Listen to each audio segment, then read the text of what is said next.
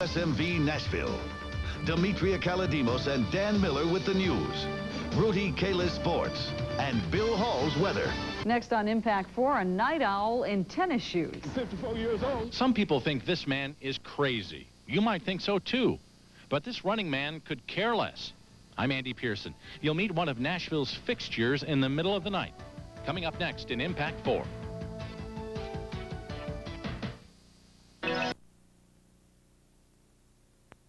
What is your favorite time of day for exercising? For some of you, it's probably the morning. For others, it's right after work. And for others, the best time is in the evening. But one Nashville man says the best time for him to exercise is in the middle of the night, after he's been asleep for a couple of hours. Andy Pearson is here with Impact 4 and Nashville at Night. Where'd you find this guy? Well, it was one of those strange things. Gary Knox and I were out about 6 weeks ago with photojournalist Gary Knox. It was snowing outside. It was about 38 degrees.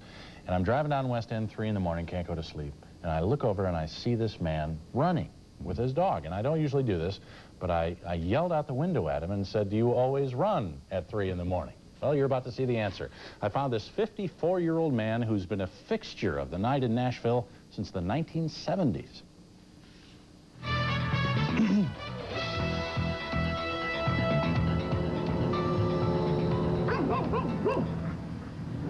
It's a time when the city neither stops nor goes, only flashes yellow. When the wind blows coldest. When sounds that would be buried in daylight come alive over the nighttime stillness. A time of day most men and beast would not claim as their own, except for a select few. Hey, 2 o'clock until 4 o'clock, that's my time. If I'm in New York, if I'm in Chicago, if I'm in Phoenix, and I've been, all these places, everywhere I am at this time of morning, I get up and I do me an hour and 25, 30 minutes. Move on, dog. I've been running since about 1976. And I love to run at night because I'm the only one out here. I know nobody by name, but I know every truck and all the homeless folks and folks I yell at and wave at, and folks who are watching out for me, police, the garbage folks, the news people, everybody. He's a fixture to people who work the night shift, as reliable as time itself. No, they see me, but they really don't know who I am. Every now and then, I'll talk to one person or something, but 90% of them don't know who I am, have no idea.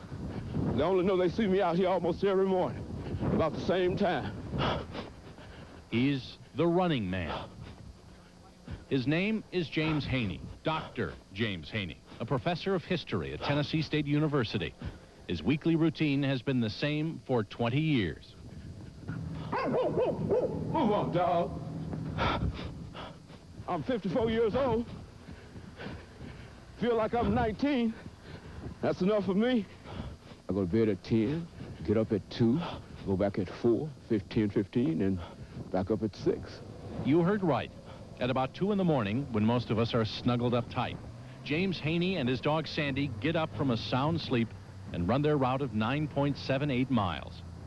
He does it because he was once told this would be impossible. Back in 1975, my grandfather accidentally shot me in the leg with a .38 caliber pistol. Excuse me. And I was told that I would never be able to walk again unless I started to use the leg. And of course, as soon as I got out of the hospital, I started running around the yard here. And after a week of that in the yard, went down to the local high school. And after about 6 years of that, I decided to go downtown. You won't see him wearing headphones or taking his pulse. His shoes don't pump up. James Haney just runs. Down West End, past Vanderbilt. Morning. Up and down the deserted streets of downtown Nashville. To the banks of the Cumberland River. Down to First. It's 9 7/8 of a mile down to the foot, all the way greeting and waving to people he's seen for nearly a third of his life. Well, man. How you doing this morning? Good, you? All right. James Haney does this 5 days a week. Same time, same route, same distance. I can't see any disadvantages in this at all. And this is what I do, and I love it. I'm not doing this with people. And if they think I'm crazy, well, I can appreciate that. I just believe in the human personality, and I believe that we can do anything that we want to do once we make up our minds to do it. Takes an hour and a half out of my day, and I think it's worth it. Plus, it requires discipline, and I think I got that. And that makes me feel good about myself, gives me greater self-esteem, and I can get out and meet the world better. As he makes that last block toward home, there's no one there. No welcoming committee at the finish line. No one to notice. Before he goes back to his wife and children in his warm bed, there's always a prayer of thanks that he's been able to put one foot in front of the other for another night. Oh, thank you, Lord. Okay. Thanks that he can still devote 2 hours out of each 24, even though it is in the middle of the night, to his body and his well-being. Thanks that there is life, and that life is good. Very few people that I grew up with are alive today, you see, and many of them have died of heart attacks and strokes and violence and whatnot, but Dr. Haney keeps pushing on.